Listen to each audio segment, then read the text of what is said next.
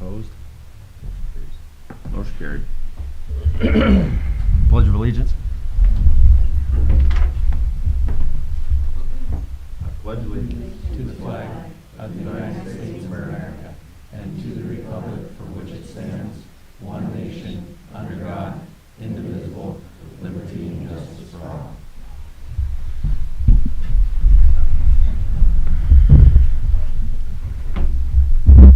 Okay. Consent agenda action items. Minutes from May 12th, 2025. Notice of special meeting May 14th, 2025.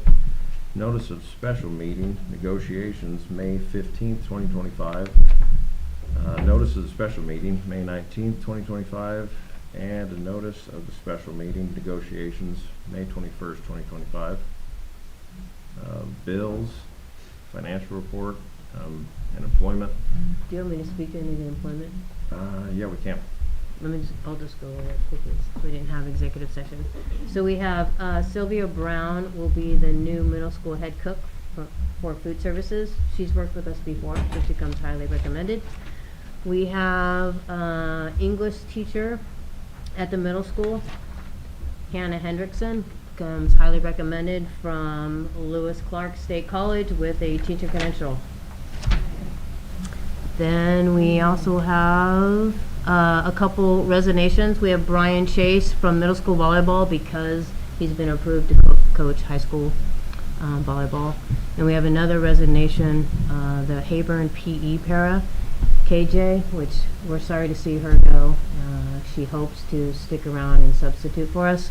And just her and her husband are taking on a new business, so had to make that tough decision.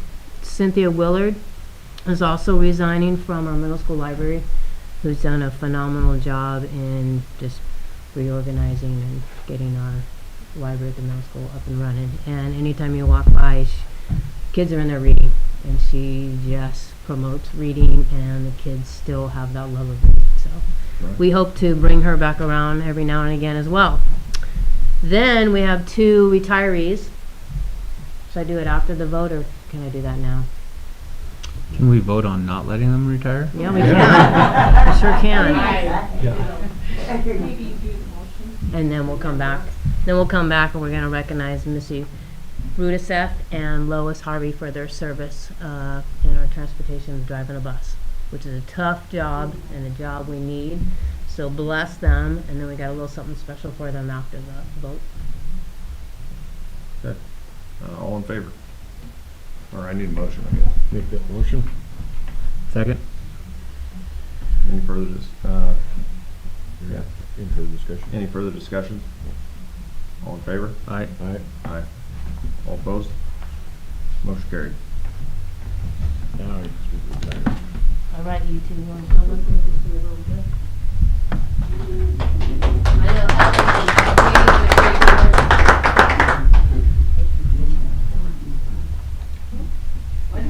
It's 50 words. How much you love them? Speech. We love them, but they're leaving, so we're not very happy with them. They're both phenomenal drivers. Yeah. Great to work with. Great drivers, great to work with. And the little time I've had a chance to know you, I agree. So, Missy, this is Doug. McCulvey over here made this for us. So the idea is that you have your own, so it's a little bit of uniqueness for you with your years of service, but also it's a knotted white pine, so it's also meant to be unique to you. Perfect. So this is for you. And got a lovely photo on the back. Never underestimate the difference you have made and the lives that you have touched. That's very true.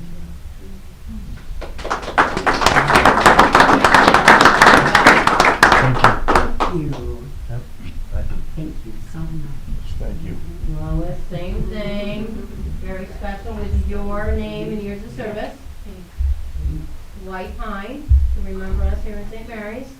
And again, you never underestimate the difference you have made in the lives of you. Adults and kids.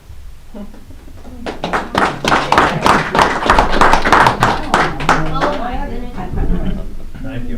We'll see you next month. Thank you very much. Yeah, we're good, we're good.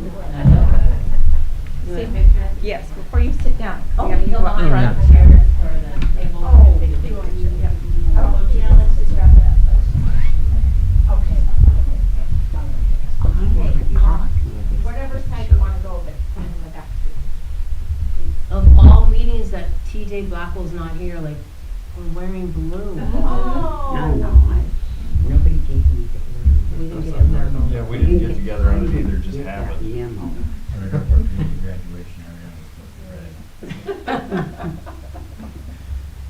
Thank you. Thank you. Thanks, ladies. You will get a copy of that.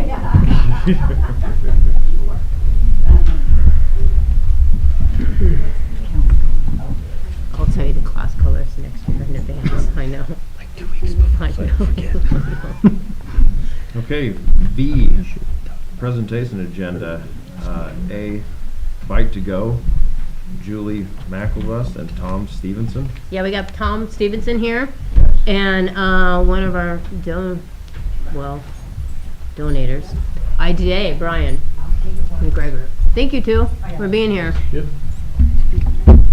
Thank you. Bye, Thank you. retirees. Yep, thank you. All right. Stay visitor. Go ahead, Tom, you're Yep. up. Thank you so much. I'm Tom Stevenson with At the Core and Bike to Go. I'm going to take about 5 minutes and explain a little about Bike to Go, and then really turn it over to Brian, who's the person that's really going to make it happen here, which is fabulous. Okay, Brian, thank you. Hopefully. So Bike to Go is a program that started about 10 years ago, and we recognize that in our schools there's kids that are hungry on the weekends, and the teachers, particularly the young kids, the teachers know immediately if they're hungry. You know, they're on a 3-day holiday. When your kids and my kids are excited about it, they're in tears. And so Bike to Go is a wonderful partnership of that teacher and the school, and then Second Harvest, who buys the food at below wholesale prices, adds no markup, does a fabulous job. It's all brand new, brand name food the kids can really be proud of. And then a wonderful business at church, or a couple of businesses and churches that fund it and deliver it, and in many cases actually pack the bags. And then our little group, I'm a volunteer with a group called At the Core, and our job is to find a business or church to adopt the school. And we started about 10 years ago with 4 schools and about 100 kids.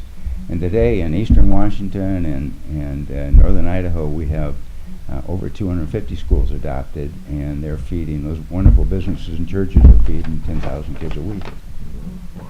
And then what I really like is a lot of them then really do more. They kind of wrap their arms around that school, and they will do reading buddies and mentoring and clothes drives, and just kind of make that school theirs.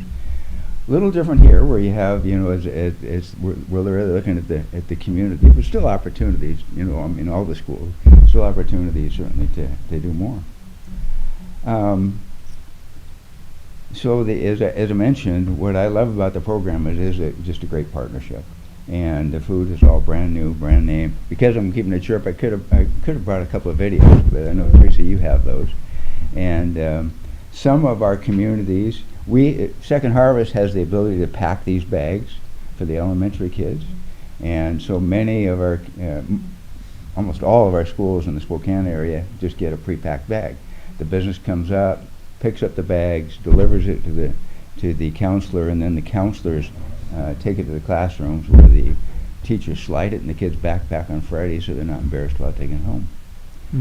Some of our communities like yours, and in order to make it kind of more of a community event and have more people know that you're doing something about it, a lot of them will pack their own food.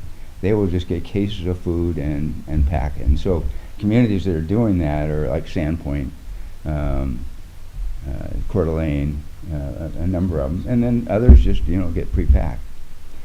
And then the second part of that is your middle and high schools. We have a middle and high school program too. And what's different about it is the kids can go online, they put in just their student number and a teacher they want to pick up the food from, and then they get to select the food they want. And what I love about it is then the people that pack that food are usually the leadership kids in the school. Or again, it could be the community, a community group that gets together once a month and just packs the food. But what we hear back so often is one, and so when they pick that teacher, then they go in Friday and close the door, and the teacher pulls out of their desk drawer the sack of food they put in their backpacks, and nobody knows they're getting it. And it's been a long time since I've been in high school or middle school, but I know it's a tough place to be, and you don't want to stand out. You don't want to stand out as hungry. So this does that. The other thing I really like about it is these kids picked a teacher, and now this student that is homeless or struggling or food insecure every Friday goes in and, sometimes they just get the food and leave, but sometimes they have a chance to talk to this teacher they picked and sit down and talk about kind of what's going on. Lastly, Bite to Go as such is kind of, we do it kind of our way, and most of the schools schools and districts go along with that. But we certainly have some, like Sandpoint, that they kind of do it their way. Name it how they want it, their own name, and they just buy the food from Second Harvest. And again, Second Harvest, I don't work for them, they don't have any relationship other than, boy, they do a fabulous job. They supply, of course, your food banks around town. But on this, they only buy the truckload and pack it, do everything without adding any overhead. So a student, I'm going to pass out at the end here some information where I took each of your schools and kind of estimated how many kids you might have. We estimate by taking 20% of the kids that are on free and reduced meals, and that's kind of elementary school. That's a good way to kind of judge, where it's probably closer to 15 or 10% of the middle and high school. But and then the second thing is just what we call our one sheet, and it's a kind of a description of what I've talked about. Take home. So with that, I really want to turn it over to Brian, because Brian spent some time kind of thinking about how this might work in your the plan community, into and I'm play. so thankful for him. Oh, Yeah. one last thing, Brian, and that is we do have an individual who is from the Kellogg-Wallace area and has a trust with it, or a fund with Innovia, and he's volunteered for the next 3 years to support the fund up to half of St. Mary's. Oh, wow, yeah. Really nice of him. That's amazing. But I hear some of the things going on, you might not even need that. Yeah. Well, no, Tom called me and kind of presented the program to me, and with with Jackie being a teacher, she gets kids every day in her classroom that need food. Sorry. Understood. Yep. And so when I talked to her, she's like, "Oh my God, it's so needed." And so what my part is to come up financially. We're figuring, when we look at these numbers, we're figuring there's about 74 kids out there that need food on the weekends. And that's what it is. It's on the weekends. They get their pack for the weekend. They get these snacks. Like Tom said, they got a great price. They showed the price. It's below what I can buy it for. I know that because I kind of looked at something like, wow, I should buy an extra case, put on the shelf. No, but it's like for the Hayburn, I think it's like $5 a lunch for the Hayburn. Middle school, high school ranges $8 to $9, I think, if I remember right. And so we're looking about $16,000 a year. And so they had somebody that was willing to do half, so I'm like, okay, we got to come up with $8,000. How are we going to do that? And one of the important things that we really felt was a lot of these kids, everything in their life has just been dropped off. They're in something for 6 months and it's gone. They're in something for a month, it's gone. And so we felt that having it, we need to have a program that we can structure for at least 3 years. And so I know ourselves, I promised $3,000 a year. And for the program, that's how strongly I feel about it. I talked to Potlatch Deltic, and when talking to them, they're going to do some donations. I know their funding starts at the first of the year, and they kind of said, man, our funding is almost out. But he felt that, so they fund January through December, And he thought, well, I can get $1,000 now, and then I'm going to try to come up with $4,000 in January for us. So we kind of looked at it and said, oh, man, we got our first year hopefully secured up. And we're going to be looking for some other opportunities for some funding, talking to some other places. I know we're talking to Avista. They're looking at possibly applying to see if they can get some money to help this. Our side of it is also going to be the packing of it. We're going to be the responsible party to get the food to St. Mary's and then get the food to the schools. We decided that we want to pack the bags for the elementary schools because we think we can get some community involvement, get some other people seeing it. You know, we're probably gonna be out talking to churches. It might be teachers may want to come in 1 month and pack the bags up. How can we get other people involved and see it? How can we get somebody? I think it's like $180 for an elementary to sponsor like an elementary student for the year. You know, could we get some people to say, well, gosh, you know, I can do that. I'll here's $10 a week or a month or whatever it is, and to put towards that to keep the program running after the 3 years as well. And so that's really kind of our part in it, is going to be looking to help fund it, help deliver the food, and do those things. So is there a summer program too that they do this? No, there's not. No, it's not. Just during the school year. You have a distribution problem when it comes to the summertime. Right. How do you Getting distribute to it? them. You know, and the one thing that I say about it too is it's not just one of these free handout programs where everybody gets it. We need to make sure that we are directed toward those kids that really need it. Absolutely. You know, and that's, you know, it's like, I mean, we're going to have limited funds. It's not just going to be, oh, wow, we got 800 students, we're just going to give one to everybody. Well, no, it has to be, you know, like I said, we're kind of budgeting that 70 to 75 kids. The majority probably coming out of the Hayburn and upriver. We're going to be doing upriver as well. And so that's really important that the schools, I don't know if it's the principal or whoever at each school is going to have to really say, okay, here are the kids that I think need it. That's what I was gonna ask you, who's gonna monitor that? That'd be the building administrator? That'd be somebody, the building administrator. I think that's for Me. Teresa to work out. Yep. We don't get any names. Yeah. We don't get any information at all. We just get, hey, we need 50 lunches. 50 lunches for the Hayburn. Yeah. Oh, And I assume I'll probably just take them to the office, drop them off, and Well, tell them I'm thank you, sorry, have a yeah. nice day, Yeah. and leave. Yeah. I want to say thanks to Tom. He brought it up last year, and then Peg Carver brought it back this year. And a big thank you to Brian McGregor. Like, he's really spearheaded helping with the funding, but also being the one that is going to accept the food, help order the food, that's going to stay at his shop. They're going to package the food. They're delivering the food to our school site. And then we have somebody from upriver to help us. But then I'm going to work with the principals, and like Tom said, there's several other school districts in our region that already have the program in place. So just looking at their ideas and then talking to our principals and some of their staff about how best do we want to deliver the food on Fridays. It'll be a mix of counselors and that go-to teacher. I think our hope is, you know, obviously when school first starts, there's a lot of those that you don't know. There's some questions on. I think the Hayburn's going to be the easiest to earmark. Hey, we need to get these kids.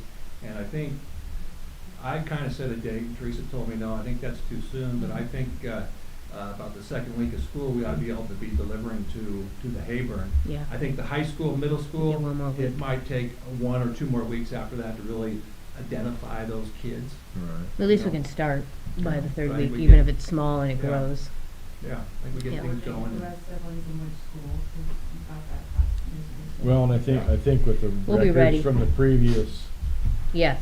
year Right. batch of kids, you've got a pretty good idea. Yeah. You just got the Yeah. new ones coming in that Right, might be a Exactly. little Exactly. question, so. Yeah. exactly. Well, my hat's off to you, thank you. Thank you. Yeah. Yeah, this sounds like a really great program, and it's been Gonna be needed for a good. while. Yeah. Well, the kids will learn better when they got a full stomach.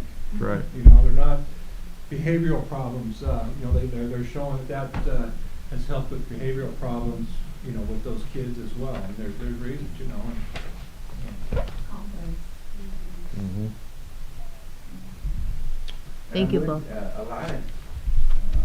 A lot of our schools that are funded by a business or church where they go to their employees and say, hey, would you be willing to spend $15 a month to sponsor a kid? Yeah. And sometimes it's just family, you know, and so one of the things Brian will be getting every month is a statement that shows all the donations, and then the elementary kids, and how many packages, and then the middle and high school, how many cases. But, And one thing with this is financially, there's nothing that goes through the school.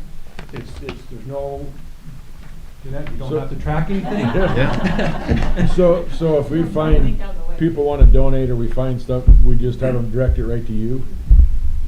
You can direct it to me. There'll also be a site where they can go directly to. Okay. But we can do that to start with. It's all new. You got an app for that? Yeah. And so, but we'll Yeah. get, has a QR code, Yeah, they and you do. go Okay. on it, and then you pick St. Mary's School District. Oh, Oh, okay. great. And- Yeah, that'll and make it a then lot put in easier. Credit card information, just pay every month, or put it in your bank account, have this withdrawal every month. yeah. Okay. And if someone wants to do a cash donation, they can do it. They can do it directly to me, and then I will get it to them. Okay. You know, one thing, you know, the one question I asked is, well, what happens if we come up short on money? Excuse me. There's no obligation to the school as far as financially. I'm sorry. There's some water there, on that clear deal if you want. Thank you. Yep. There's no obligation, you know, I'm not tied in, you're not tied in. You're not gonna come beating down the door saying, hey, where's my money? Exactly, you know, and obviously if we can't pay the bill, they're gonna cut us off at some point in time. You know, and if, you know, I look at it, you know, having a business, if I can't pay the bill, I'm gonna tell, hey, I just can't pay the bill anymore. Yeah. We're gonna have to stop the program. Or work something else out. You know, so that was, on my side, that was one of the things, is what was the liability, you know, for it. And so there's really no liability on us, they have all the liability. And we have a pretty big fund of, where families would say, hey, I can't take a school, but I certainly want to help. But frankly, we're being challenged, because some of the schools that started out with, you know, 50 kids have grown to 70 just because of the economy and everything else going on. And so we have some businesses that are struggling in churches. And we've funded them in the past, where we said, okay, well, you know, we'll use this fund to cover it, but we're having to be more careful. And we've had to go to some schools and say, you know, I think we expected you to feed 40, you're feeding 90. And I think a lot of times it's just a great counselor, somebody with a huge heart, and they can just get carried away. So sometimes we just gotta say, hey, you know, we gotta get this back down to 40 or 50, and we gotta make sure, you know, if there's a kid that's hungry, we absolutely wanna feed him, but we wanna make darn sure it's not feeding everything. Yeah. Right. Because it is you know, a business, a church, a community, not some federal program, Brian mentioned, you know, there's people coming out of their pocket. That's what we're hoping to be able to talk to some of the churches and you know, get some other people on and just hopefully, you know, part of, I think, by sacking the groceries here is hopefully we can get in an organization, you know, maybe different organizations throughout the month, and they kind of see what it is and say, oh my gosh, you know, I would, you know, even if it's $50, if it's $20, you know, whatever it is, it just, I mean, every penny helps, right? Yeah. And so that's our goal, I guess, kind of long-term goal, is that we just have, you know, everybody coming together and pitching a little bit in. So are you gonna be looking for a group once a week to come volunteer and sack them, or is it a once a month thing? I think it's gonna be once a month. Yeah. And it might be like every 4 weeks or something like that. And obviously you have, you know, November, you got Thanksgiving break, you got a week off there. Christmas, you got a couple of weeks off there that they won't, you know, we won't be distributing. But our intention is to bring in the food for the month. box it all up, write on the box what, high school, middle school, elementary school, and then once a week, distribute those boxes once a week. Okay. Is our intentions, and so it's just, like I said, it's gonna be, a little bit's gonna be word of mouth, it might be, Well, we just gotta get So to we a can couple of the schedule. groups in the community, cause we got a couple really good organizations that'll help Yeah. out. yeah, and we just set a time and we'll just, it's all new, so Assembly we're gonna be line. figuring it out, but we'll just set up some banquet tables and just have everything there and just, you go through and grab one of everything and whatever it is, and Right. we'll just see how, Bags. There's a lot of people that are help, really. Yeah. Yeah. A lot like Second Harvest. Well, I guess don't be afraid to reach out if you need help. You know, can't guarantee I'll be there, but, go. you know, That's- I mean, that's, a person kinda gets, okay, geez, I need more helpers, and it's just like, so, Yeah. and if the phone's always on, and if we can team up a bunch of people and come down and give you a hand, I'm more than happy to, so. Thank you. Yeah. All right, We'll Tom. keep it posted. Thank you. Brian, thank you Yeah. for coming in. Thank you. Thank you. We'll keep it posted if it gets up and running in September. All right, sounds good. Yeah. Thank you. Second again. week. Yep, we'll get it figured out. Second week of All right. September. Second week September, that's right. All Bye. right. Thank you. Thanks. Okay, B, monthly building and department reports. So we got, food services department. Yep, she's out right now, so she just gave a hard copy, a little update on her little report, if you will. And then for special education, we have Jen Miller here. Oh no, 2 months in a row. Drew the lucky straw. Huh? Yeah, yeah. That's what the boss lady says. Actually, I'm not gonna go over my whole report. I just want to talk about our contracts that we have through different agencies. Just so, I know you're gonna be, voting on those or approving Yeah. those. Yeah, So, there's a bunch of them. Right. Those are our pretty typical annual inter-district contracts, and we will approve those a little bit later, so I just thought Jen, while she's here, she can give us a little bit of an overview on each of them. Thank you, Okay. Jen. so, the first one is Inland Northwest Therapy. After we had Terry Bender retire as our speech language pathologist and Lynn Wetterlin as our occupational therapist that we contracted with, we're in the same boat as many, many, many other school districts, and that's contracting those services because it's hard to hire within your district. We have a couple young gals going to college to be speech language pathologists, so I'm on them already. I'm like, hey, 2 more years, you're coming back, right? But in the meantime, we're contracting. So Inland Northwest Therapy, we contract our speech language pathologist, our occupational therapist, our SLPA, which is an assistant speech language pathologist, still a bachelor's level degree, and the same with our CODA, which is like a certified occupational therapy assistant, again, bachelor's level. So we contract with Inland Northwest Therapy for those services. So it is not inexpensive, as I'm sure you have seen. Right. So to put it into perspective, we pay probably about 30% less than Washington schools, though. So they kind of have some school districts over the barrel just a little bit as far as what they can charge. And then, of course, they're driving, usually from out of district. So we also pay some mileage, which we've been able to reduce in half for this coming school year, just letting them know we're going to be in some financial constraints, and then paying drive time as well. So that's Inland Northwest. Inspired by You, you're familiar with, that's the local place here, and they provide behavior intervention and functional skills intervention. All of that comes underneath, I'm not even going to get into all of it, but it's basically habilitative skill intervention. So we have several students who qualify through IEPs for behavior intervention and functional life skills intervention. And these people are either bachelor's level or master's level supports in behavior intervention. So it's, as you can imagine, you're paying for what you get. They have one person who's like at a paraprofessional level, but greatly skilled people in behavior intervention. And as you know, we have some students who can use that support.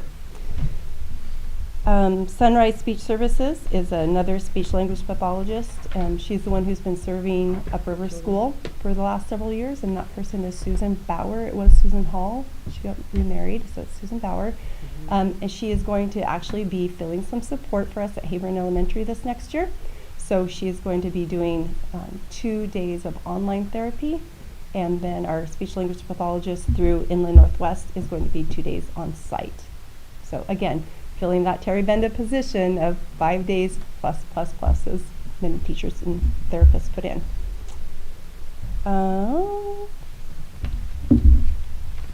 Some of these are auto renewals. Lone Pine and Heritage Health are auto renewals. They're not monetary contracts for us at all. They're just services that come into our district, and we provide a space for them. So some extra support for kids in that way. And then, do you want me to speak to interagency agreements at all, or? Is that just a Head Start? And infant toddler. Yeah. We just have Head Start in here. I can speak to that at the end. Okay. Yeah. Okay. Just for that one little possible change. Okay. Thank you. You've got any questions? Thank you. Okay.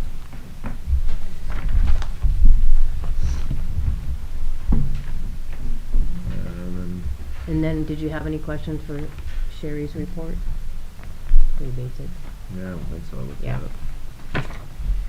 My computer doesn't work right now.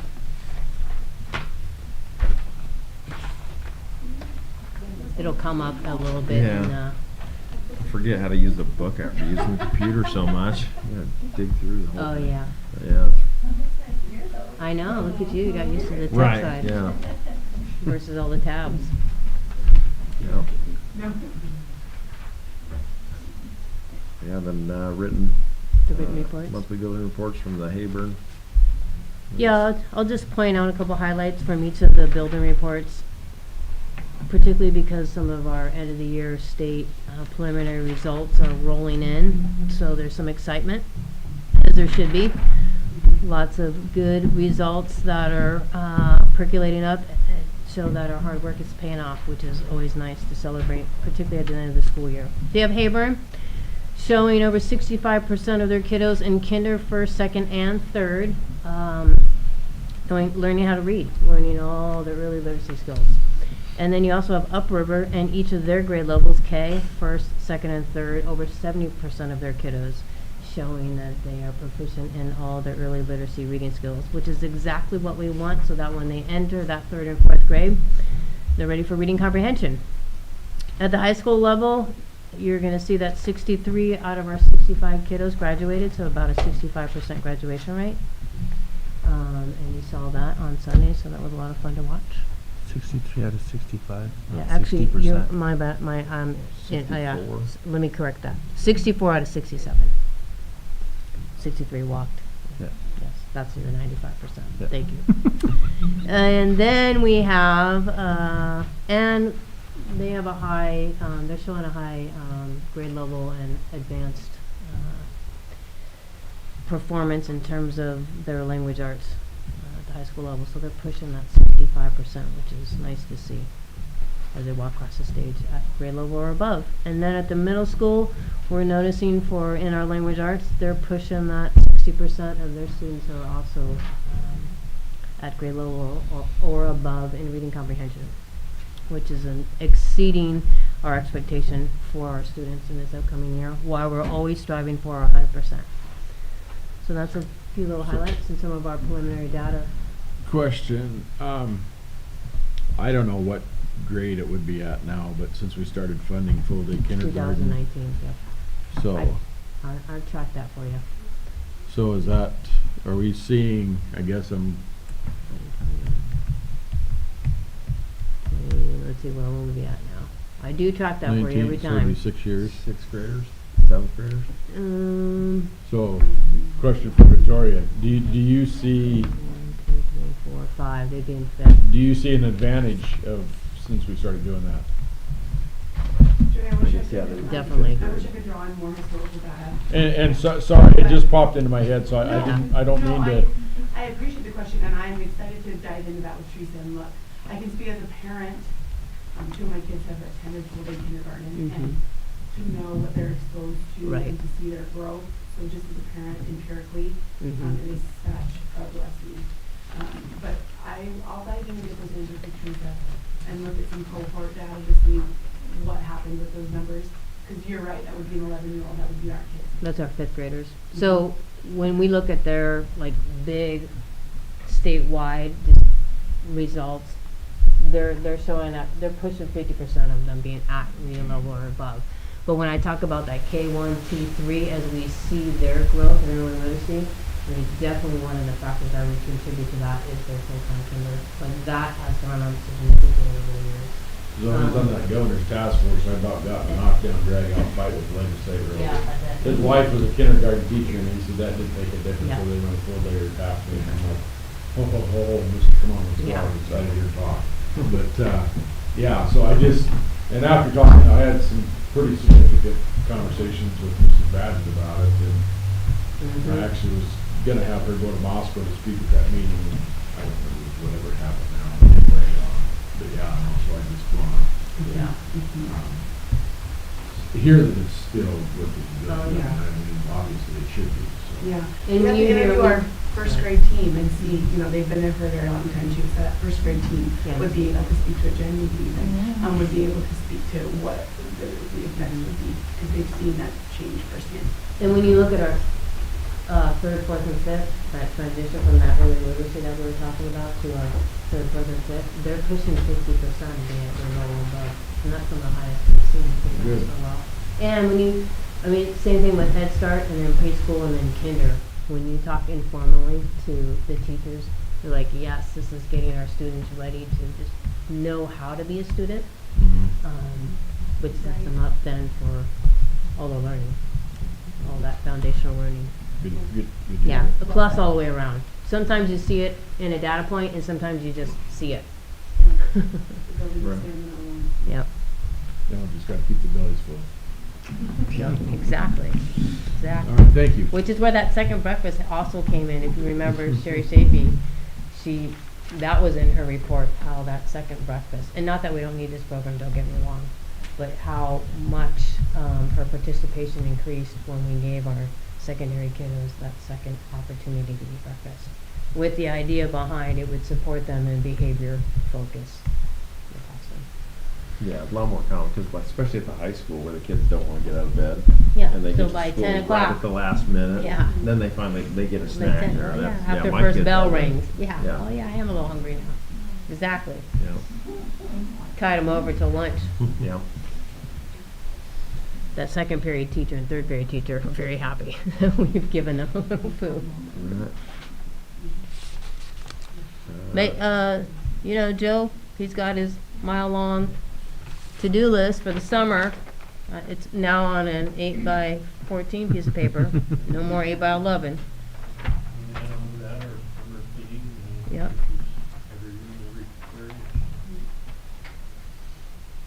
Go team. Yeah, perfect. Go maintenance and summer help. All right. Maintenance, transportation. Looking for more bus drivers? Yes. Now that if you're retiring, definitely. Yeah. Budget D, yeah, 2025, 26 budget hearing. Well, you're just itching to get up there.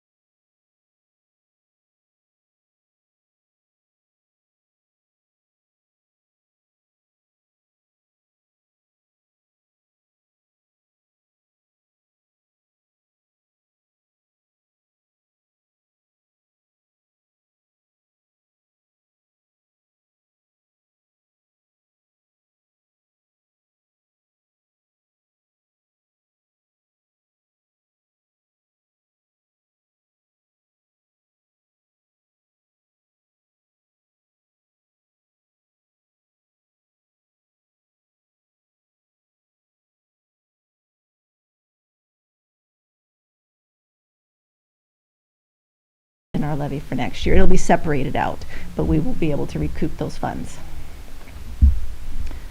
So for other local revenue, that is a combination of tuition, interest from the local government investment pool, rental income, transportation reimbursement fees, miscellaneous, E-rate.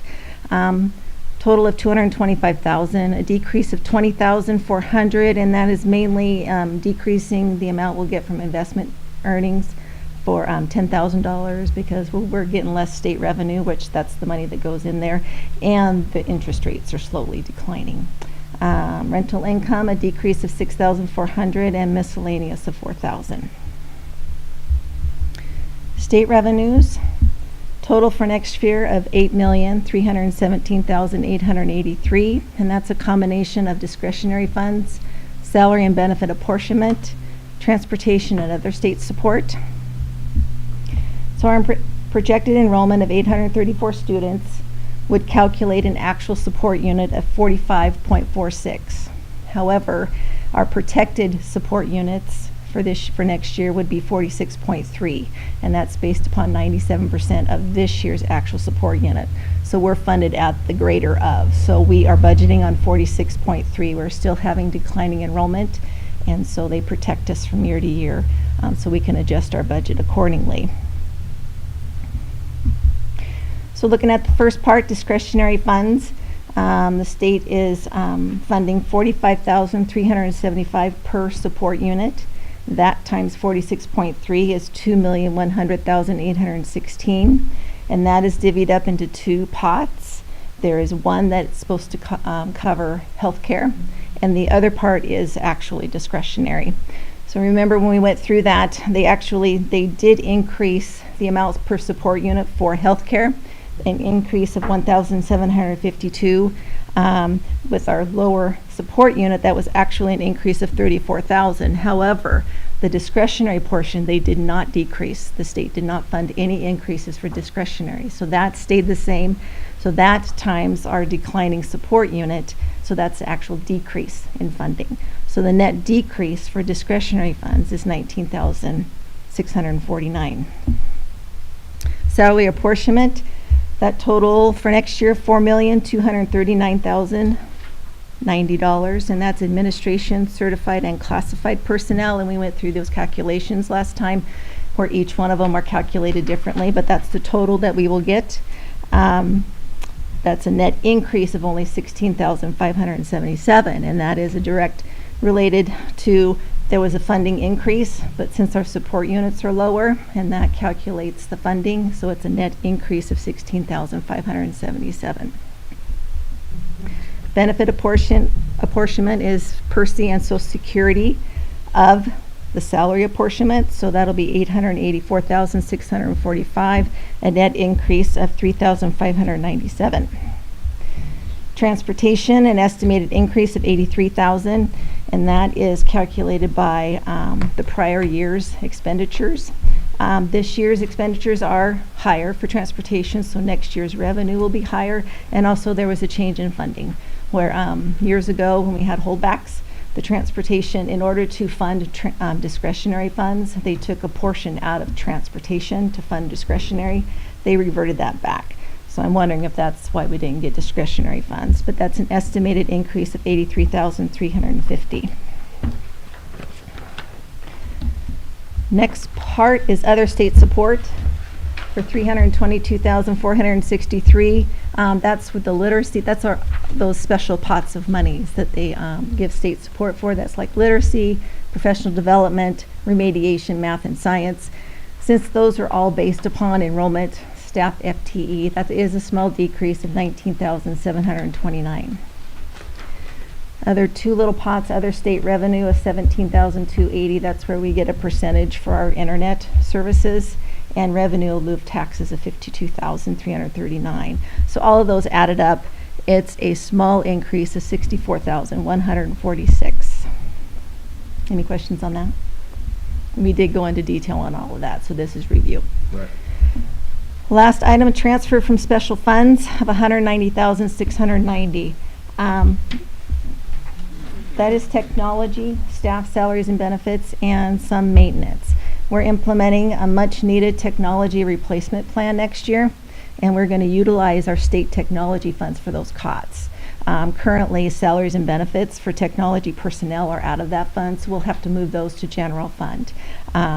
We have outlined some money from plant facilities to cover these costs if we don't have those in fund balance. So it's a line item to cover them for next year, gives us a year to evaluate where those ongoing funds will come from, if needed. So a total for general fund revenues, $10,980,928, which is an increase of $364,000. However, $318 of it is one-time funds. So that does balance us for next year, but it is something we'll have to keep evaluating. Okay. Expenditures. Salaries, benefits, purchase services, supplies, materials, capital outlay, property and liability insurance, and transfers out. For salaries, that's all salaries. That's admin, that's certified teachers, that's district office, secretaries, parapros, maintenance, coaches, subs, that's everybody. And that is a total of $6,356,831, a net increase of $13,646. Several things play into that number. That's the change in personnel. We did reduce personnel, 6 FTE for teachers, and some classified as well, just by a function of the enrollment going down. Salary increases, projected salary movement and salary schedule increases. Technology staffed to general fund from the state technology and added an assistance maintenance position that was paid with one-time funds this year. So the net increase is $13,646. Benefits, that is your PERSI, Social Security, sick leave, medical, dental, life, and workman's comp. That is an increase of $12,039, and that's recognizing the increase in insurance premiums of 7%, 6.4% and 4% for Delta Dental for dental, and that's the change in personnel benefits. So the decrease in staff does balance out the increase in insurance premiums. Purchase services, that is professional services, property services, equipment rental, travel, utilities, dues and fees, professional development. That is a decrease of $23,600, and that is because we had put some one-time, last year we got one-time funds, or this year we had one-time funds, and that's removing those one-time funds out of there, as well as recognizing a small decrease for transportation contracted services. Supplies, $603,417. That is a decrease of $85,600, and that is also, I'm recognizing those one-time expenditures we had allocated for this year, and as well as redistributing and reviewing our supply budgets, looking at where are we spending these funds in other areas like technology and stuff. What other parts of the budget are we already paying for these supplies? So it's really looking at our supply budgets to make sure that we are distributing them correctly. Capital outlay, 0. We had distributed $65,000 of the one-time funds, so we'll take that out of there, so it'll be 0. Which capital outlay, most of that will be in the plant facilities now anyways. And our interfund transfers out, total of $318,921. That is a combination of $85,000 to food service. We are, by statute, have to pay for their Social Security benefits there, and also the $75,000 we allocated for cash flow for this year. We're going to go ahead and recognize it for next year. The bus fund, increased that set by $17,757, so we'll transfer $113,921 to purchase the 2 buses that we'll be getting this year. And Medicaid matching, we're going to increase that by $60,000 for a total of $120,000 to match the increase in Medicaid reimbursements. I got a question. Yes, sir. On the bus, since we've been upgrading the buses, how's that been working rather than fixing the old junk? Well, the idea is We want that line to level out. We still pay quite a bit in repairs, because we're still balancing how many new ones we have and how many old ones. However, as more new ones come in and as we've been able to really get ahead and repair some of those buses, the plan, is next year we should really level out. So we're maintaining, and then as our new buses come in, we can continue to exit some of our old buses. Like, we're really watching, like, if a huge expense comes in and we're like, well, what year is that? Oh, 2007? Maybe it's not worth it, you know? Yeah. So So I think we're moving in the right direction Yeah, with the new buses. probably another time. How Yeah, many 1, 2, buses 3, do we 4. have that are old still? Yeah, I do have that document for you, and I can get that to you. Maybe next meeting or something? Yeah. I mean, we keep Sorry. about, we keep Been a 7, tangent for a while we on keep that. 8 in service. Right. And then we have a couple on the side in case. So that'd be What's that? half of them, wouldn't it? They're probably, well, in service, meaning like they're running every day if you include activities. And then we've got another, I think we're down to 2 left that we're keeping, Sorry, on backup. sorry to But squirrel on you. anyways, No, that's Yeah. not, that's a good squirrel. we were able to Um, take 3 out of service this year, so it's getting better. And then as these 2 new one comes out, we can take 2 more out, so that we'll get to the point where they're all less than 10 years old.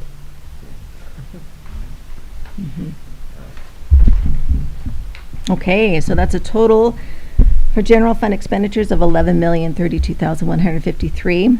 And looking at the overall beginning fund balance, we're going to end this year by our approved budget with 988,792. So we'll just show that as the beginning balance, fund balance of next year. Adding the revenues less the expenditures, we would have an ending fund balance of 937,567, which that is still in the range of what we would want to be to cover cash flow.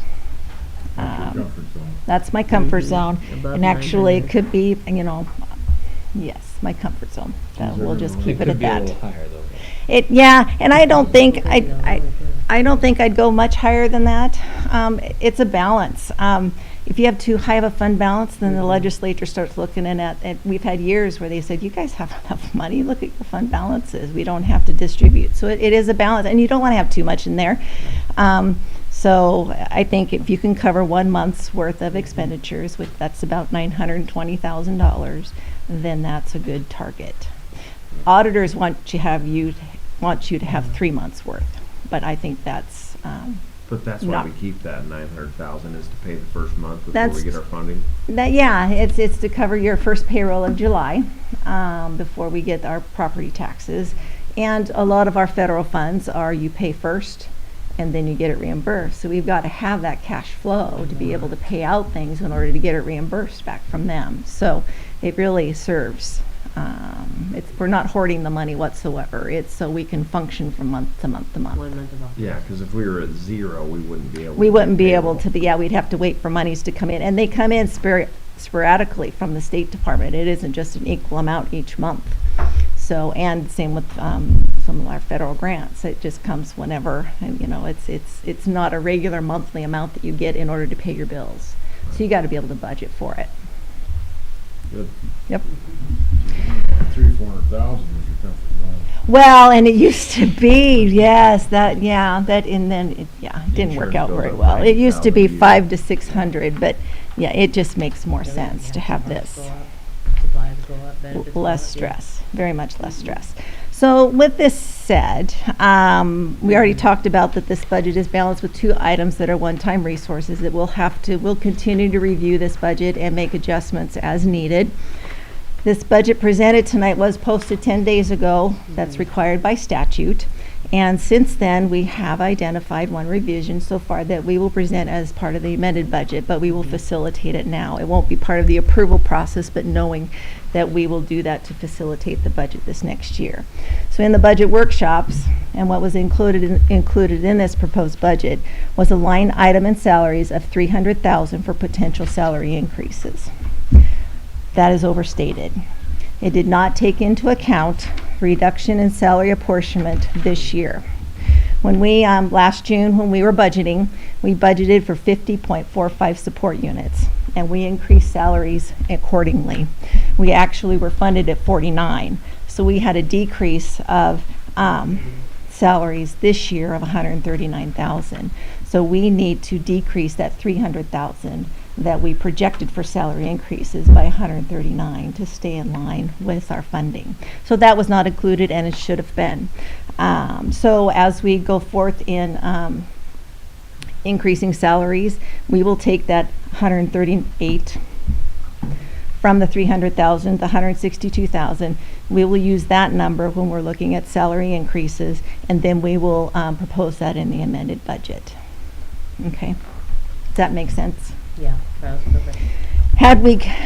If we could have a budget hearing without having to post 10 days prior, we have better information on a weekly basis. So, but you will need to approve this because it was posted this way, but knowing that we can amend a budget 10 times per year if we wanted to. We normally do it one time a year, but we will also make decisions based upon that. Okay? All right, just a quick review of our special general fund we spend the most time on, but we do have all our special funds, which are federal funds, little pots of money that are to be spent on specific things.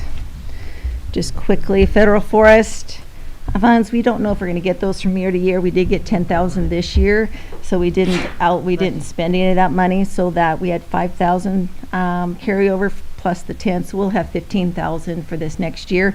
We normally use that on one-time expenditures. We kind of set that aside and use it as needed. The Voc Ed funds for the high school, that's for the business welding and shop programs, 52,000 for next year, and that's mainly supplies and materials. State technology funds, we'll get 100. We're anticipating 111,000 next year, a decrease from 114 because it's based upon ADA. And you'll notice in this year's, the blue part down here, we had salaries and benefits in there. We've taken those out, put them in general fund, and increased the supplies and materials to cover the technology replacement plan that will facilitate. There's your budget, Doug. There's your budget, Doug. Yep. Don't ask for any more.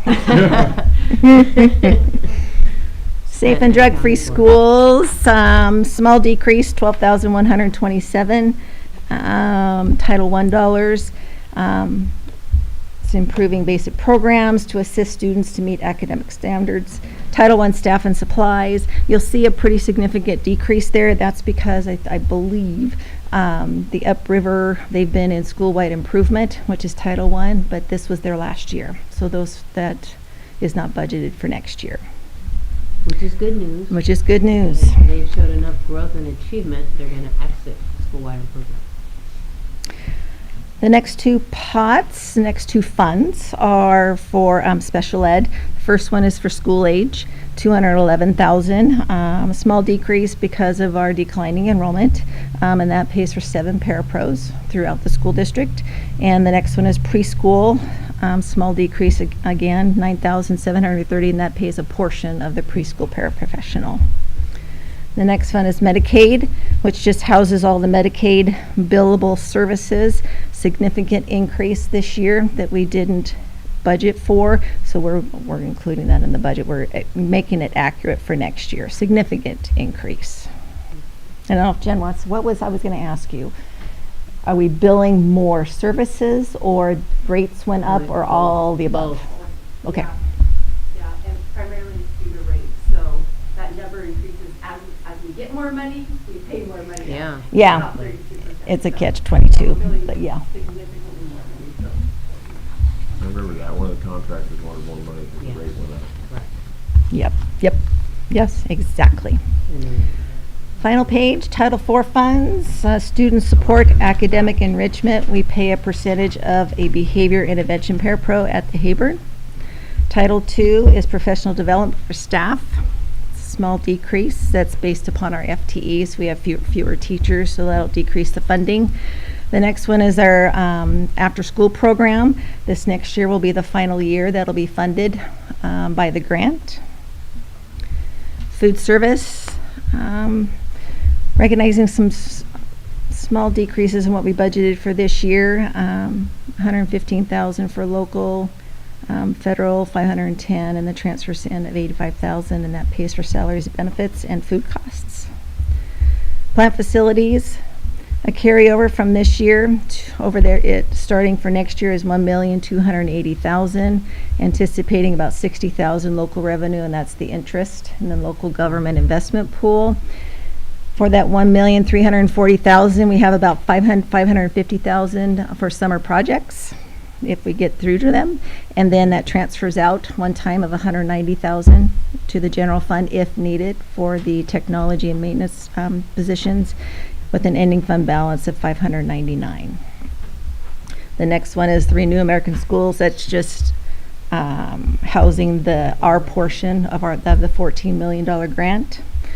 The bus facility fund is where the money is kept, so we can purchase the buses out of that. So we are doing the transfer, $113,921, so we can purchase 2 buses for $320,000.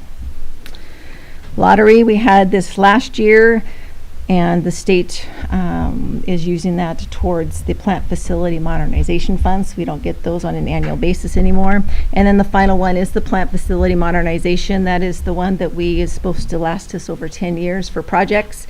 We received more than what they had said at first. We received $3,962,958 with local revenue possibly of $140,000 for the interest. So that gives us a little over $4 million for those projects. And we had identified really 4 projects, anticipating we might get a little more money, so that's perfect. Perfect. Any questions? Thanks, Annette. Thank you. Thank you. Thank you.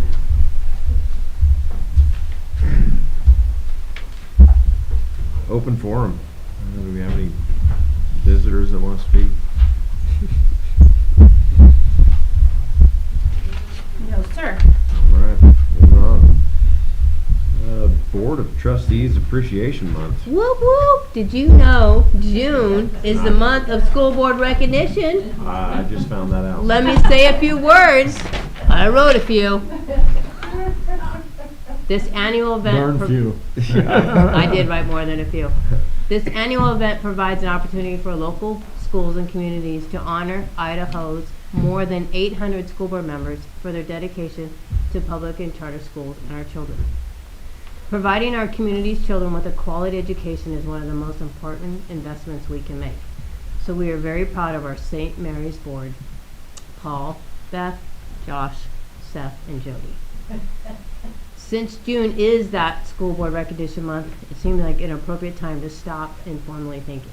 We'll get a raise. That's right. All right. Pizza in Perfect. July. Hot coffee. Yeah. On a serious note, I mean, you're in charge of our annual 10 million budget, over 850 students, we're hoping, Ish. and more, over 145 employees and 4 school buildings. And it's not easy to develop policy and make some tough decisions for the sake of our kiddos. So I want to thank you again for your commitment and dedication and hard work to see our vision come through for every single one of our kiddos. Thank you, sincerely. Can I speak to that for just a second? Of course. You know, it's nice to get appreciated, because this isn't an easy job at times, and everybody knows it, but I feel that it's a team effort. It's a team effort with you, it's a team effort with the district office, with the building, with everybody. So what makes this thing tick together? Agreed. You know, so it's to me, like I've stated before, when I was on the ISBA board, I've seen a lot in the state of Idaho that I don't understand how districts even function. It's just like, how do you guys even work together? I mean, knock down, drag out fights in board meetings and screaming and yelling. And I've stated this about this district for, I don't know, 10 years probably now. We work very well together. We might not always see eye to eye all the time, but as a general rule, this district works pretty well together. So, my hat's off to everybody in this district. to make this thing work together. Thank you all that are here, and thank you all whoever's out there in this plan. So, Thanks, anyway. Jody. Thank you. Teamwork makes the dream work. Well, Yeah. Now you can read all the redacted stuff that you actually wrote. Crossed a lot of it out. I'm gonna put that on my next Same. resume, the whole. That's right. Yeah, $10 million and 800 kids. That you in charge of. overgovern. I know, Yeah, exactly. 150 employees or something. They'll just take more that. than Pretty good. Okay, next. Yeah. Overqualified, you don't get it. All right, G, superintendent report. I really don't have much. I think just a few, our vision that you will help us achieve, so thank you. I shared some of our highlights in terms of our student results as they trickle in. And another big highlight for goal 3 in terms of establishing that safe and sense of connectivity for our kiddos. Over 75% of our elementary kiddos said in this last survey that they feel safe, respected, and connected to school. So we're shooting for 100%, but that's a pretty remarkable direction. Well, it's not bad. Yeah. And then our 95% graduation rate, which is great as well. It's a good balance, right? Literacy, math fundamentals, high graduation rate, and kids leaving feeling connected, wanting to give back. Stay tuned for more results in the fall, and then just our calendar. And look at our calendar dates are shrinking because summer is right around the corner. We're gonna blink and it's gonna be over. Yeah. We have a few kinder graduations coming up. I put back I know you all have been missing coming together on that 4th Monday to talk about policy review and amendment. So I tentatively put it back on the calendar for June 30th. Well, did I hear you right? No. And National Board Appreciation Month. The last day of work for teachers or staff is the 6th, and just at 8 o'clock in the morning, we're going to do another little staff appreciation and recognize the retirees one more time in front of all their colleagues. Where will that be? Hebron cafeteria. Sherry. Everybody's going down there? Yeah, everybody. You're welcome. Sherry's and her food service team is going to do a real nice. We got a hot. Yeah, We got a that'd be hot great. Put it in breakfast the coming. calendar. Specialty foods for people. We're serving our retirees. Oh yeah. Huh. We got a special little appreciation video that Michelle at Davenport helped us put together, and just calling our retirees up one more time. Yeah, it'll be nice. Good way to send us all off to either our next adventure or our rejuvenating summer. End of report. Okay. All right. H, For some. 2024-2025 negotiations update.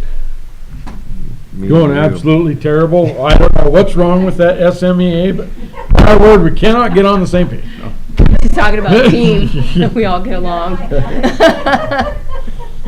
No, it's going very well, very well. I feel that since I've been a part of the negotiation team with SMEA, I feel we have a very good working relationship back and forth, no matter who's at the table, whether it's you two or whoever's there. We always sit down and come together and do what's best for everybody. We understand your wants, but also on this side, we got to make the whole district run too. So, you got anything to add? Yeah, we've got a couple more things to iron out. We ought to be done in a month or two. Or maybe a couple weeks. I'm kind of hoping maybe this next meeting will be it. Yeah. What do you think, Gotta Marina? be pretty close, I bet. Well, the budget's almost final, so. Yeah. Yeah. Judge is final, now we can really start talking. Yep. Well, I'm gonna have to have Beth come and sit in my place. On the next one, yeah. All right, I, student enrollment, open enrollment, and student discipline. Superintendent. Yeah, I'll just touch on a couple points. As you notice, our student enrollment has dropped a little bit, so that's how we built the budget on our declining enrollment. And in terms of discipline, I just gonna point out a couple points since in the fall, when we all come back to school, the principals and the principals and their staff will look closely at the different data, academic and behavior data, and we'll bring forth a more formal, detailed report for each school site. So just really generally, we really zeroed in on cell phone use and being responsible of when and how, and we really zeroed in on behavior on the bus, and those two areas have declined significantly as a whole school district. End of report. I think I asked this before. What is the other? Oh, Yeah, other. So for a principal, if they can't find the infraction that meets one of these dispositions or descriptions, they'll write other. Usually it's something really minor. I mean, I'd like to get to the point where we keep working with the staff and the principals that we could just take that one out and we could identify the infraction with one of these descriptors. Okay. Gives us more specific data. So is it getting If- better or if worse, Bridget- you think? I would say, you know, It's hard to So- look at them side by side it when is. they're on two different That's why pages. yeah, this is just a quick glance. Yeah. It's not my favorite format. That's where when the principals come and we have more charts and graphs and percentages. I would say disrespect and disruption is still pretty big. And so that's an area for the principals and I to work with staff and families and students next year and really hone that in. So, yep. Because the more we can have that, I mean, that's part of our vision, that mutual respect. And the more we can take away those distractions, the deeper our learning can get. So Right. we'll keep working on that for sure. And talk about strategies to identify ways to reduce that distraction or disruption. Respect is huge and it's very important. Right, yeah. So you want that clear expectation, and you see it done really well at an elementary level, and then you want to reinforce that behavior or correct it. And sometimes correction is just a correction, and sometimes it's a consequence with a correction. Yeah. Okay. Board request to administration. I do have the bus inventory with our buses, the cost, repairs, and their age that we were going to bring back to the board this summer. Okay. And maybe look into that policy that they have down south about attendance. If students are missing more than 5 days, I think it was in a semester, they drop them a grade letter. They can, yeah. Yeah. Yeah, it's part of the policy review. We can pull up our attendance policy for sure. Yeah. Might get them in gear to come to school. There. Something I heard about in one of the Teton has that policy. Well, I think there's a lot of things that I feel that we need to do to better educate our kids and get them out there into the world, exposure that they're not getting at home, just due to the way the dynamics are across the board anymore. Like I stated before, they run that governor's task force. We as the schools need to be the parents and a lot of students. And I think, good or bad, I think that's just the way things are coming down to anymore. You know, on the workforce development stuff, I have quite a time with them because they want to doing all these hard skills, what they want to teach the kids. And I said, until you teach them respect, work ethic, and, you know, what can I do to help this job move forward, you're going to have nothing. You can have all the curriculum you want to. But until you instill those things in those kids or young adults, you're going to have nothing. That's what we got a workforce now. Don't want to work. They want to have a 3-day work week or a 4-day work week and then go home. So that's something that I was shocked the other day that I was talking to somebody about a 4-day work week or a 4-day school week. Well, what are we teaching our kids? Go to school 4 days or work 5? It depends on what industry you're in though also, because there are some that work 4 days a week, Yeah. you know. 410s like the nursing, Yeah. medical field. But anyway, Yeah, you gotta decide what's best for the kids on the 4 days school a week or 5, yeah. so, anyway, I'll bring sorry, some squirrel. attendance. Yeah, attendance is important, for sure. Yeah, absolutely. Yeah, if the kids don't come to school, Yeah, that cuts the funding. exactly.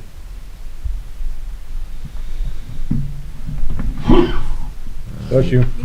Bless you. All right. Action items. Review and consider a motion to approve the 2025-2026 budget. I'll move that. Second. All right, we got a motion. All in favor? Aye. Aye. You see that email? Opposed. All opposed? Aye. Motion carried.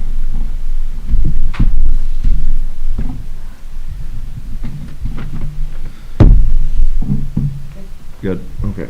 All right, B, review and consider a motion to approve prime contract potential change order number 005 with Gino Construction. So this is not so much a change order as an amendment to the CTE shop. Gino, with this change order, can construct or reconstruct our high school entryway. We wanted to add that the extra security to the entryway. So this is a change order or amendment to their current CTE shop to allow Gino to continue with that entryway. And so they had estimated between 125 and 150,000, and now with this plan invoice, if you will, the amount is a little over 138,000, and then they would tackle this project this summer. Okay. So with this, Mm-hmm. I think with bringing Pansia on Mm-hmm. and them having some ideas on ways of hardening the school with the windows and different things like Sure. that, Mm-hmm. I don't know that we really need this different entryway, you know, because, and then it could just be how they run the school and buzz people in. Now, if we change the way that they run the high school and say, not everybody's coming in the building, we're gonna run it different this year, where if you need to bring your kid something, you could leave it outside and we'll send somebody out to get it or drop it in a box or something like that, you know, instead of rebuilding the whole entryway so there's a double entry for some reason. So the idea was to make it a double entry like the other three schools. Right, but I don't see the because it's all the way out of sight, pretty much, right? You could already see them with the camera that they have there. Correct. Yeah, and being $140,000, quite a bit of money to. Well, there's two parts to it. It's adding the second secure entrance, and it's making it ADA compliant, so you've got the wheelchair lift.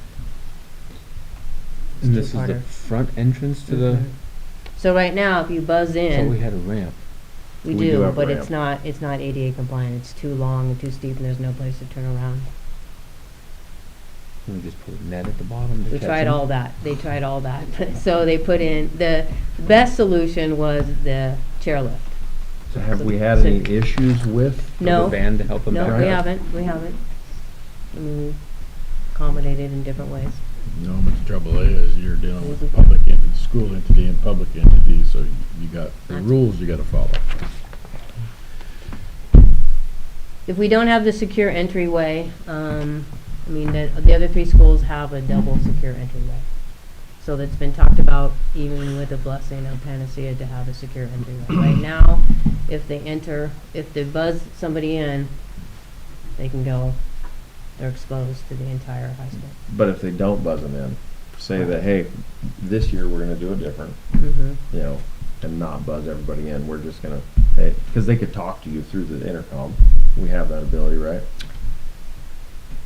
I don't know if they have that ability. Did they have that ability? Yeah, in I'm high pretty school? sure they do. Yes. Yeah. And they can see them through the camera. So you put your thumb over it. Then they don't buzz you in. Or somebody's not there at the office. So, It's up to you guys. what would get taken, I mean, 130,000, we've Mhm. already allocated some money for other unforeseen, I guess, work. What sort of impact is this gonna have? This is part of that 400,000 that we set aside Well, this could in the be summer projects. the change and order and not safety. lose our lean-to on the side of the CTE building. Their change, CTE, wouldn't it? yeah, this is separate. Different funding. Okay. This is part of the, this allocation comes out of the plant facilities when we put together the safety features and the maintenance and cleaning upgrades of the buildings. This is part of that 400,000. That makes it confusing when they say contracts and then CTE. Yeah. Because it's just, it's not part of the CTE awarded money, however, it's keeping Gino as the contractor. That's why they called it a change order. Is there any other way to do it, Joe? Yeah, we Or looked. cheaper? This was the cheapest we found. You build a house for Yeah, it's Yeah. just a bunch of Cement. where it is. The windows and doors in that thing were $70,000. I mean, it's all windows. We can table it if you want. Last year we did 5 doors in Hebron and $72,000. Yeah. And this is 2 doors, windows, Mhm. and then we got sprinkler system and everything. Cement, The only other way we can do it drainage. is go out to bid, which means we have to do a set of plans and go through the bid process, and then we have the cost of it. mobilization for the company. Well, you look at it, and it's mostly subcontractors doing the work. Because they give you all the bids that's Yeah. in here. Mhm. Yeah. Right, seems like they just engineered it, and they have other people doing the job for them. They're doing that on CG stuff. Yep. Right. I mean, you can table it if you want. I mean, I think it's important to hear from Seth and Yeah, Beth I as would well. recommend we table it. Well, I guess, Are they're planning on doing this work that we would like it to, yeah, if we're gonna tackle this project, we would want it done this summer before the kids come back to school.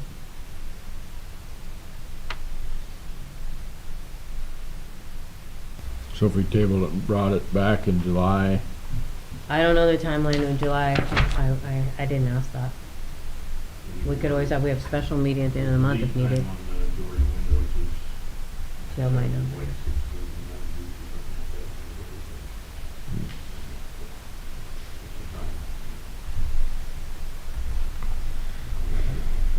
The grant delays on King Street, that was what, that was 10, 15 days or something, and then pushed a number of projects back that aren't getting this. Oh, right. If this is What was that? position as it is at the middle school, it'd be nice. The Hebron, anyone can walk from, if you buzz into that main door, you get to the second door, easy. And it's all how windows. But it's a totally different layout. There's, Yes, yeah. yeah, Yeah, you can't see it from the office really. Right. Right, exactly, which has been an issue for board members and But, staff for a while. so I don't really see the point of having 2 doors, right? Because you still can't see it. You're gonna buzz them in one door and then walk up there and open them into the Camera, second door, another camera, second camera. right? So it really doesn't make any sense to me why we need 2 sets of doors that we already have one door that is lockable and unlockable from the inside. And that's to control the flow of traffic. I'm just trying to get the Yeah, picture again in flow my of head. traffic and, need to figure out a way to route everybody into the goat trail side doors. yeah. Whether you come off They looked at that. by the too. house there, come down around there some way somehow. Possible project. Or just have them walk up the stairs. Well, but then you got back to the ADA. Well, I would say the ADA part, yeah. If you need to come in, ADA, come in through the top. But if it's a parent that wants to drop something off, you're not going into the top. Oh, gee whiz, man, they can't do that. They can't be walking up the stairs. I think it would be good for them. Oh, Chances God. are it would be, but what you would, yeah, you'd hear it. We'd get less parents up there complaining about stuff. Or you'd get more. I think that, because the kids coming in and out every 45 minutes, so that's a lot. just buzzing them in and out was a conversation piece I remember the high school having. People are buzzing, not, I mean, safe, just inconvenient. So- I just, not Yeah. being in that industry, that just seems like an absorbent amount of money for a couple of doors, but I Well, there's, understand. And it's the ramp. yeah, In a couple it's the doors. ramp, it's the cement, it's the drainage, Yeah. windows. I don't see the Another necessity door. of it. Mhm. We'll table it and let the rest of Yeah. them talk about it and. Let's talk about it next month. I'll drop that recommendation to table. Second. Second. I hate to push it off though. Might be another summer. But if it's not necessary.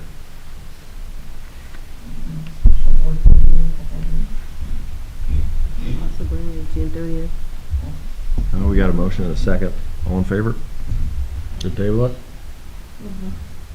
I sort of.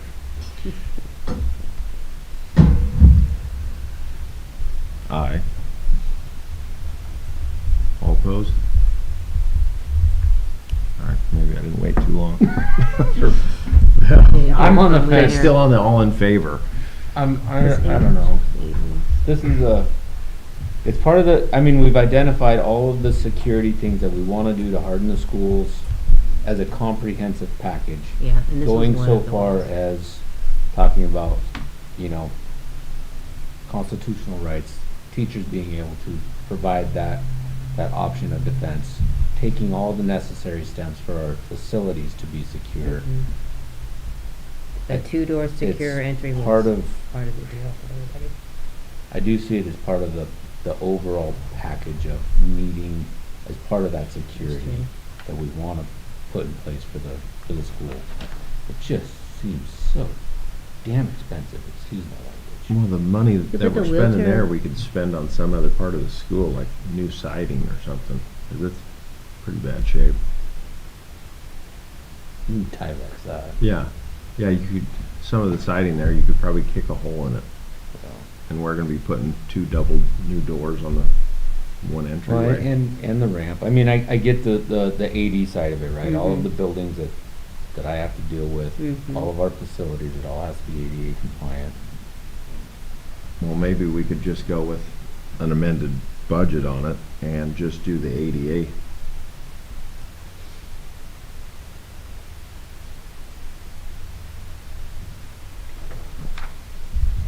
You bring up a Have we- good have we point got about the another security meeting? pieces that we all talked about. We got any more meetings in June?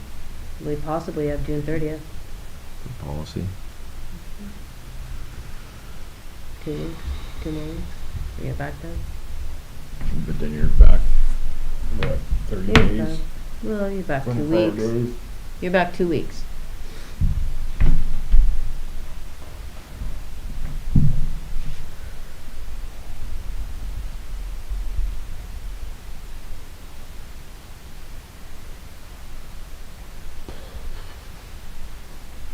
And we set aside that pot of money for,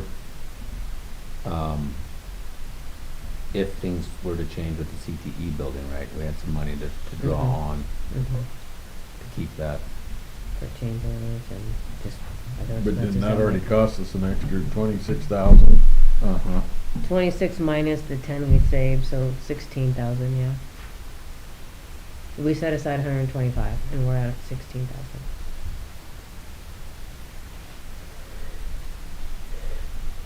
And that's keeping that storage unit. I think we should do it.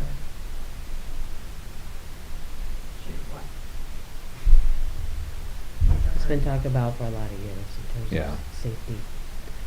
I'm talking out loud. My brain's turning and I'm talking out loud, sorry. Whether we do it now or at Next summer. next summer Mhm. or down the road, I think we'll probably end up there anyways. Kind of my thoughts. Cause I thought Panacea was saying that there's some type of stuff that they could put on the windows, so then they make them, That's the gonna be an windows added. stronger. It's more, it's like a, That's gonna be an added expense on top of what we already have. And then Right. they wanna add, certain interior doors, that's gonna be an added on top of wanting every school to have a 2 entryway. They definitely want every school to have this secured to entryway. Now they're gonna go farther and say there's certain film they want on the interior windows. And we'll talk about the slide locks where you can lock on both sides, should you be in an active shooter situation. And then they're gonna talk about certain interior doors that need to be replaced. So they have big plans on how to continue to add security features to our buildings on top of what we already have proposed. So it's gonna be added expense. Oh, yeah. And so working with them about, can we find grants? There's one super complex, I forget the right word I'm looking for right now. Anyways, it's very involved. Looking at that one, it's a federal grant, so there you go on that one. And then just working with them about how to roll that out in a 5+ year plan, because we have a team of 4, and then you also have to find contractors or some contractors in our area, and then the funds, and we have to find the funds. So a question, if we continue with how it is right now, Mm-hmm. and you know, I guess what are the repercussions we'll get from the ADA? I mean, if we gotta, that's still not compliant. We gotta have that chair going up and down the stairs, even though you can drive right down there and get in there. Yeah, Joe, you want to add to it? Like, it's Part too of the ADA steep and too long, From the, and no turnaround. when you come down the ramp, park in front of the kitchen there, that sidewalk from there to the entrance is not ADA compliant, it's too steep. That's a pretty easy change there, we just extend it and level it out a little bit. There's one inside the building, there's no room to do that. As far as ADA, that lift that gets you from one level to the other, without having to go into Reconstruct. I believe, correct me if I'm wrong, this plan kind of evolved from Mark Pedersen's estate. That's true, good point. He was the Yep. one that pointed out, because we were looking at There was a locating huge, offices and creating stairs Yeah. and creating all this, and he said, well, why don't we just? we had like a $500,000 plan in the place, we're like, whoa, whoa, whoa, whoa, whoa. Now you mention it, I do Remember the remember mark- that. So they have looked at this and in terms of security level added feature. Now, that secures all buildings with the 2 double secure entryway, which we wanted. And then in terms of other safety features, we're working hand in hand with Mark Pedersen and the Panacea crew. Because we'd hate to start spending something and be like, take that back. And Mark Pedersen was? He's the security analyst at the state level. He assesses, he does a threat assessment on our buildings every year, and then gives Joe and I a list of upgrades to make the buildings safer. And so some of it was our doors, interior doors and hardware as well, broken windows. And so now we're going hand in hand with Panacea to be like, so what can that hardware look like where we want the doors to open on both sides? So in terms of any future safety project, I mean, we're doing upgrades, but in terms of any future safety projects, we're going hand in hand with Mark Pedersen and Panacea. And they're gonna outline, they have big, bold plans, and we're gonna have to put the brakes on a little bit and say, this is what we can do in year 1 versus year 2 versus year 3, and so on.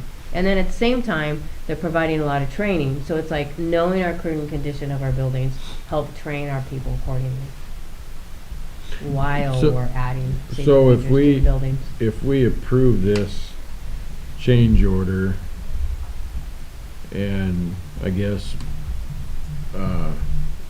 proceed with caution and talking about it before we jump in with both feet, is that something that we could do? I mean, we've talked in length with Mark Feddersen. Panacea has seen the high school, they're gonna see it again this Friday. I would say after that, we should be able to go forward. If they agree that we need this double door system, Oh, they Panacea, do. and Oh, I see what you're and saying. I see the what you're saying. high school administrator, Peen. Oh, yeah, he's If definitely on. they all agree that we need this Yeah. double door system, can we Sure. have a special meeting and say, okay, yeah, we'll come. Peen's approve on this? board with this plan. 100%.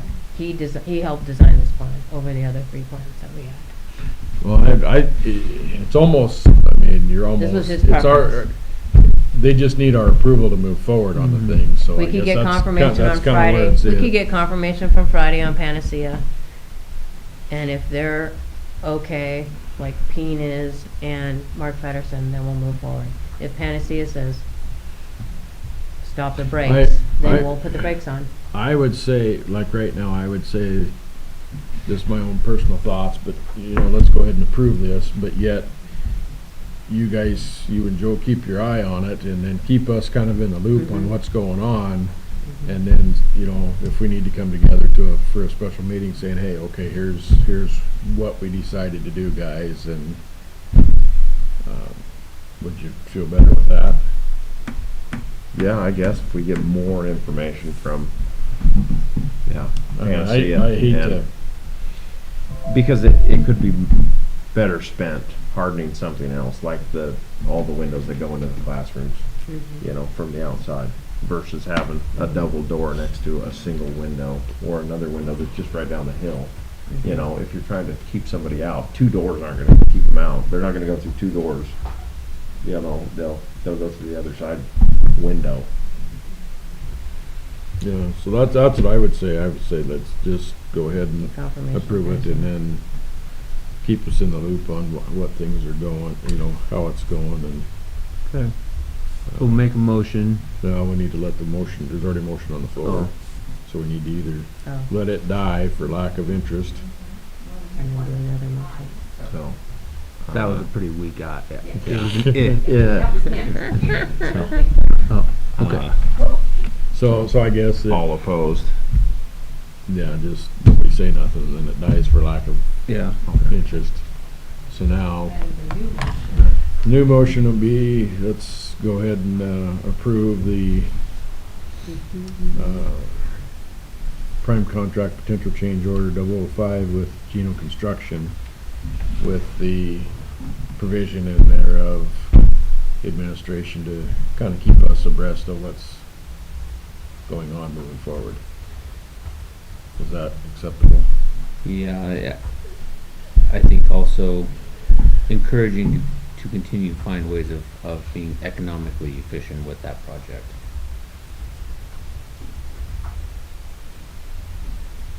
Put that in that motion, Ms. Clerk. Okay, so I guess we'll need a second. Second. All in favor? Aye. Aye. Aye. All opposed? Motion carried. Moving on. Review and consider a motion to approve contract for personnel services between St. Mary's Joint School District Number 41 and Inland Northwest Therapy. So moved. Second.